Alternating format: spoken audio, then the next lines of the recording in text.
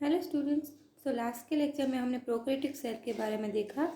Now in this lecture we are going to learn about eukaryotic cell. Okay, तो आपको एक मैं homework देती हूँ कि आपको यूकैरियोटिक और प्रोकैरियोटिक सेल के बीच में डिफरेंस लिखना है। Okay, so what is eukaryotic cell? जो भी सेल यूकैरियोटिक सेल में कौन कौन से सेल आएंगे, first of all see that. Okay,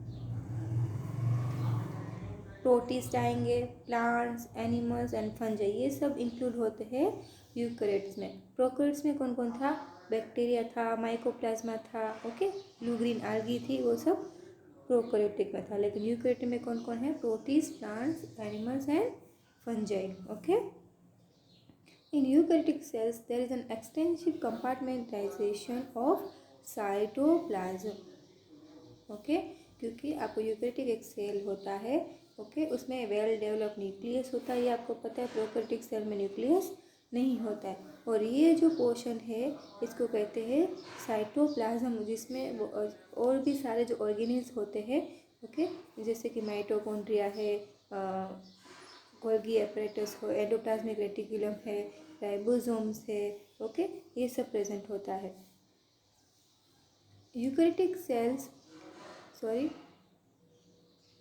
eukaryotic cells possess an organized nucleus with a nuclear envelope। Okay, जैसे कि मैंने बताया कि यूकैरियोटिक सेल में न्यूक्लियस प्रेजेंट होता है और उसके ऊपर भी न्यूक्लियर एनवेलोप प्रेजेंट होता है। Okay, in addition eukaryotic cells have variety of complex locomotory and cytoskeletal structure. उसके पास मूवमेंट के लिए, लोकोमोशन के लिए और साइटोस्केलेटन के लिए जो स्ट्रक्चर्स होते हैं वो भी प्रेजेंट होते हैं।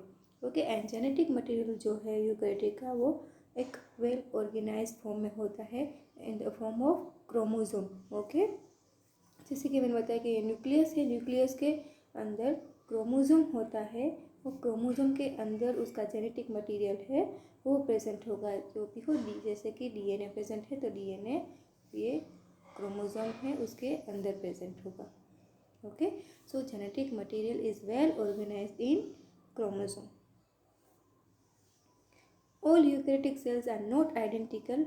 हर एक जो यूकैरियोटिक सेल्स होते हैं वो आइडेंटिकल नहीं होते हैं। सिर्फ प्लांट्स और एनिमल सेल्स है वो एक दूसरे से बहुत ही अलग होते हैं। जैसे कि और एक मैं आपको होमवर्क देती हूँ कि आपको डिफरेंस लिखना है प्लांट सेल और एनिमल सेल के बीच में। कम से कम 5 डिफरेंस तो आपको लिखने ही है। ओके, सो प्लांट सेल और एनिमल सेल में क्या डिफरेंस होता है? तो प्लांट सेल में पॉजिटिव सेल वॉल, प्लास्टिड और एक वैक्यूल होता है जो लार्ज होता है। ओके, तो आपको ये याद रखना है कि प्लांट सेल जो होता है उसमें एक सेल वॉल प्रेजेंट होती है, प्लास्टिड प्रेजेंट होते हैं और एक वैक्यूल होता है वो लार्ज होता है as compare to animal cell. Okay, आपके डायग्राम में प्लांट सेल और एनिमल सेल का, उसमें आप देख सकते हो। एंड एनिमल सेल के पास सेंट्रियोल प्रेजेंट होते हैं। क्या प्रेजेंट होते हैं? सेंट्रियोल, जो प्लांट सेल में नहीं होते। ओके, सो सी हियर, ये जो डायग्राम है वो प्लांट सेल का है। तो प्लांट सेल के पास, सो देखो यहाँ पे प्लांट सेल है, उसके पास क्या क्या प्रेजेंट होता है? एक तो होती है सेल वॉल। ओके, यहाँ पे आप देख सकते हो कि सेल वॉल प्रेजेंट है। ओके, और वो यूकैरियोटिक सेल है प्लांट सेल, उसके पास न्यूक्लियस प्रेजेंट है, राइट। एंड बाकी सारे जो ये सेंट्रियोल है आसपास का जो भी है वो सेंट्रियोल नहीं, सॉरी, साइटोप्लाज्म है। साइटोप्लाज्म में आगे बहुत सारे उसमें ऑर्गेनेल्स प्रेजेंट है, जैसे कि गोल्गी एपरेटस। ओके, फिर वैक्यूल के बारे में बताया था कि जो वैक्यूल है वो प्लांट सेल में बड़ा होता है, large vacuole is present. Okay, फिर माइटोकॉन्ड्रिया है, फिर ये गोल्गी एपरेटस है, फिर ये एंडोप्लाज्मिक रेटिकुलम है, ये जो सर्कल में आपको दिखा है वो पेरिक्सोसोम है। तो यहाँ पे देखो साइटोप्लाज्म लिखा है कि वो जो ब्लैंक एरिया है वो पूरा एक ग्रीन, लाइट ग्रीन में वो साइटोप्लाज्म है। ओके, फिर ये जो पतला पतला थ्रेड जैसा दिख रहा है वो माइक्रोट्यूब्यूल है, राइट। तो जो सेल वॉल है, सेल वॉल जो आउटर लेयर है वो सेल वॉल है, उसके अंदर की जो लेयर है उसे प्लाज्मा मेम्ब्रेन कहते हैं। क्या कहते हैं? Plasma membrane. ओके, सो और उसके अंदर बीच में एक लाइन है उसे कहते हैं मिडल लैमेला। ओके, एंड ये जो रेड डॉट्स है ओके, इसे कहते हैं प्लाज्मोडेस्माटा। जो सेल वॉल होती है, प्लाज्मा मेम्ब्रेन होता है, उस पर प्रेजेंट होता है। ओके, सो मैं आगे उनके सारे जो फंक्शंस है वो भी मैं बताऊंगी। और ये है एनिमल सेल। और देखो प्लांट सेल में एक और चीज़ प्रेजेंट होती है जो क्लोरोप्लास्ट। मैंने बताया था कि जो उनका जो प्लांट्स का जो ग्रीन कलर होता है, ओके, तो वो हेल्प करते हैं क्लोरोप्लास्ट उनको डेवलप होने के लिए। तो प्लांट सेल है, उनके पास क्या प्रेजेंट है, क्लोरोप्लास्ट प्रेजेंट होता है। Okay, now see here, this is animal cell. Okay, ये एनिमल सेल है। उसके पास एक डिफरेंस, जैसे मैंने बताया था कि एनिमल सेल है उसके पास सेंट्रियोल प्रेजेंट होते हैं। तो सेंट्रियोल कहाँ पे, देखो ये है जो, वो है सेंट्रियोल। क्या है, सेंट्रियोल। और बाकी जो भी सारे स्ट्रक्चर्स है, जो भी ऑर्गेनिल्स है, वो सारे एनिमल सेल में प्रेजेंट है, जैसे कि प्लांट सेल में है। डिफरेंस आपको मैंने बता दिया कि क्या प्रेजेंट प्लांट सेल में होता है जो एनिमल में नहीं होता है, एनिमल में होता है वो प्लांट में नहीं होता है। बाकी जो भी है, जैसे कि राइबोसोम है, लाइसोसोम है, पेरिक्सोसोम है, rough endoplasmic reticulum, smooth endoplasmic reticulum, ये सब दिख रहा है आपको। ये माइटोकॉन्ड्रिया है, न्यूक्लियस भी होता है उनके पास। जो स्मॉल स्मॉल डॉट्स है राइबोसोम और लाइसोसोम के, वो भी प्रेजेंट होते हैं। उनकी वॉल होती है, वहाँ पे सिर्फ प्लाज्मा मेम्ब्रेन ही प्रेजेंट होगा, ये सिर्फ प्लाज्मा मेम्ब्रेन ही प्रेजेंट होगा, सेल वॉल प्रेजेंट नहीं होती है एनिमल सेल में। ओके, तो आपको डिफरेंस लिखने हैं प्लांट सेल और एनिमल सेल के बीच में। तो आप यहाँ से भी देख सकते हो, लिख सकते हो कि क्या उसमें प्रेजेंट होता है प्लांट सेल में, क्या एनिमल सेल में प्रेजेंट होता है। ओके, सो हम एक एक करके सारे उसके ऑर्गेनेल्स को देखते हैं। ओके, तो सबसे पहले देखते हैं सेल मेम्ब्रेन। सेल मेम्ब्रेन मतलब कि ये जो आउटर लेयर होता है, ओके, ये आउटर लेयर होता है दोनों में, प्लांट और एनिमल सेल में। उसके बारे में बात करते हैं पहले। तो सबसे पहले तो सेल ऑर्गेनिक जो मेम्ब्रेन होते हैं, the detail structure of membrane वो studied only after the advent of electron microscope.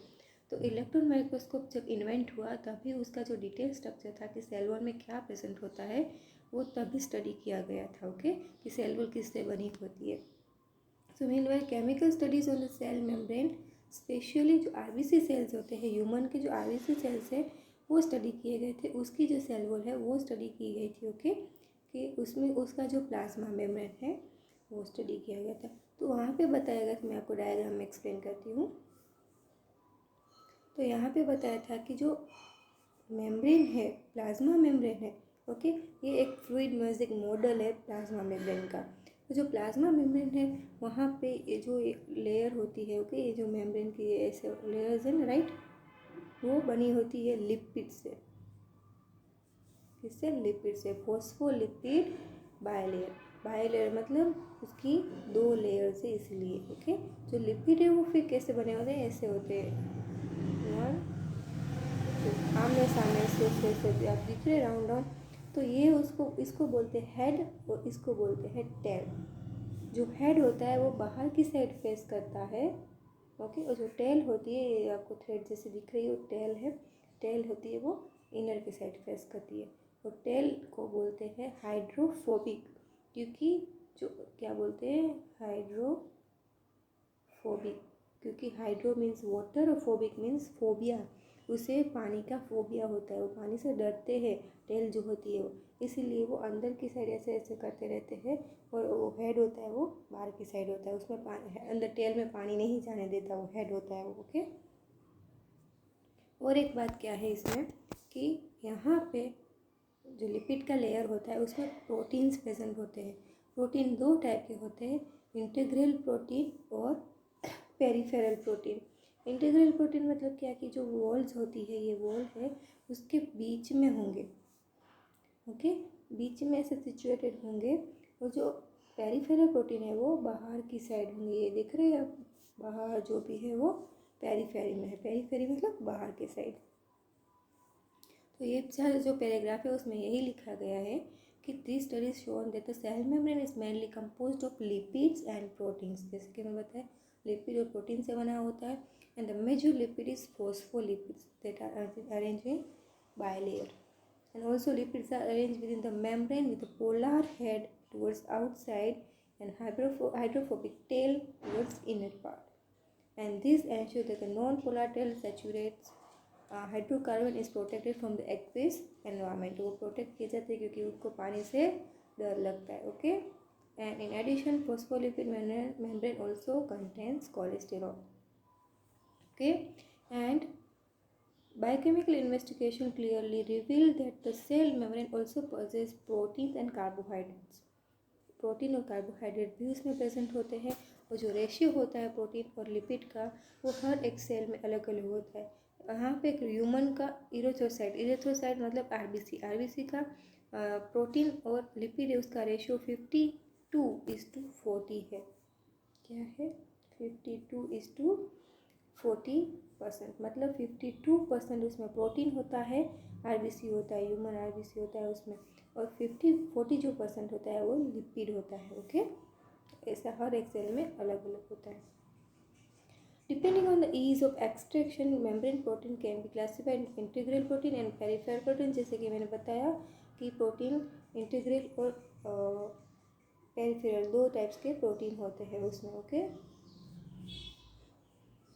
And this model was given by Singer and Nicolson.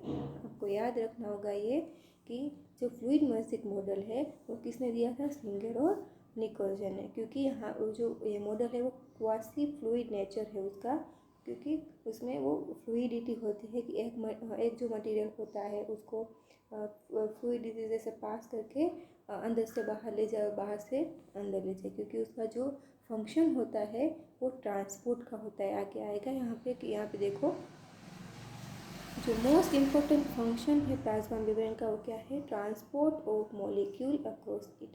तो अगर मेम्ब्रेन है, फॉर एग्जांपल ये प्लाज्मा मेम्ब्रेन है, तो यहाँ बाहर का जो भी मटेरियल होता है वो अंदर लाना और अंदर का जो मटेरियल है वो बाहर लाना, ये काम होता है प्लाज्मा मेम्ब्रेन का. Okay. Material which includes sodium, जैसे सोडियम आयंस होते हैं, कैल्शियम आयंस होते हैं. ओके.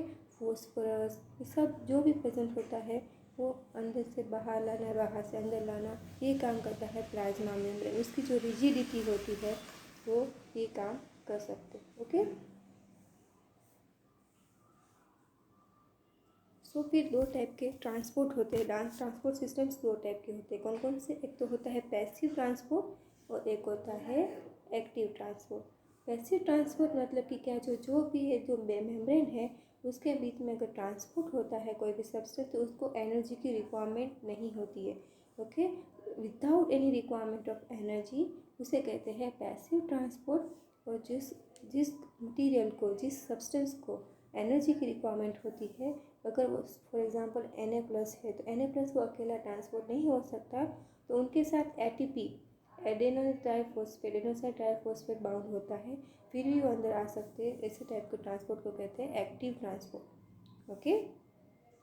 और ऑस्मोसिस आपको पता है कि जो भी मटेरियल होता है, transport of material from high concentration to low concentration, okay, movement of water by diffusion is called osmosis. इसमें आपको किसमिस का एक एग्जांपल है, ग्रेप्स का, कि अब सूखी हुई जो ग्रेप्स होती है उसको पानी में डाल दोगे तो उसमें पानी चला जाता है अंदर, वो बड़ी हो जाती है. ओके. तो ये एग्जांपल है ऑस्मोसिस और डिफ्यूजन का. ओके. क्योंकि उसमें high concentration to low concentration में वो ट्रांसपोर्ट हो रहा है. ओके.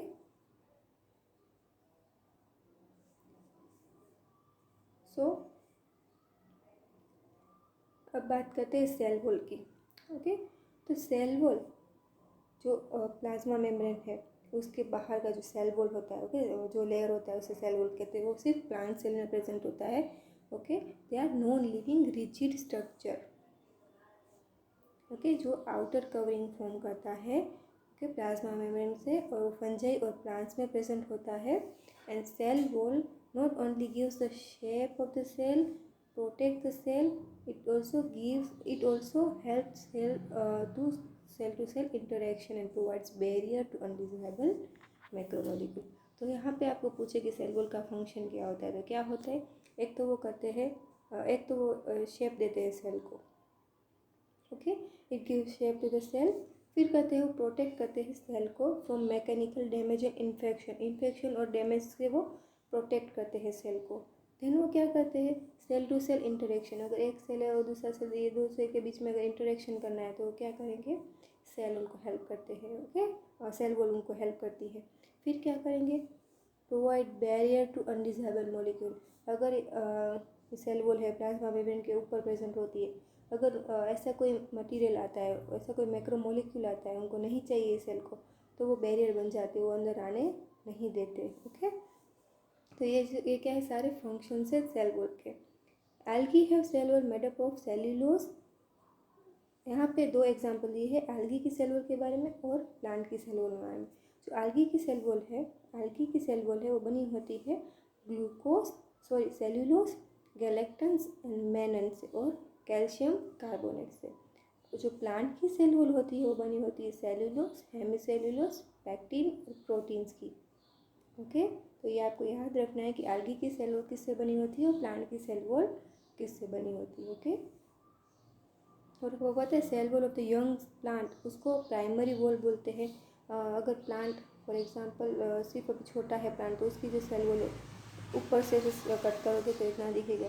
फिर अगर वो ग्रो होता जाएगा तो ऐसे आपको दिखता है, ट्रंक देखी होगी तो पूरी ऐसे प्लांट की ट्रंक देखी होगी। तो जो बीच में पोर्शन सबसे पहले अगर सिर्फ इनिशियल स्टेज है प्लांट का ग्रो हो रहा है, तो उसे कहते हैं प्राइमरी वॉल, ओके।